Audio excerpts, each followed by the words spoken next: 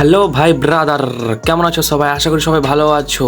তো স্ক্রিনে থাকা দুইজন রূপবতী গুণবতী মেয়ে দুইটাকে তো তোমরা ভালো মতোই চিনে ফেলেছো। তাদের মতো সুন্দরী মেয়ে বাংলাদেশে হয় না। তাদের চোখ দেখে তো চেহারাতে কুত্তাও মুতবে না।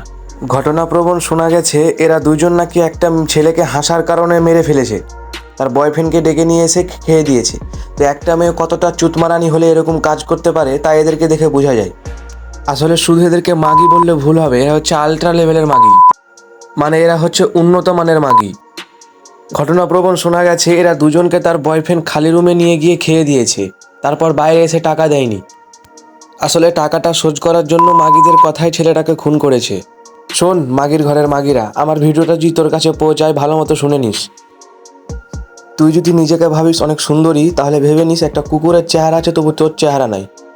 মানে কতটা খানগি মাগি হলে একটা মেয়ে হয়ে একটা ছেলেকে খুন করতে পারে তা এদের কাছ থেকে ধারণা পেয়ে গেছি।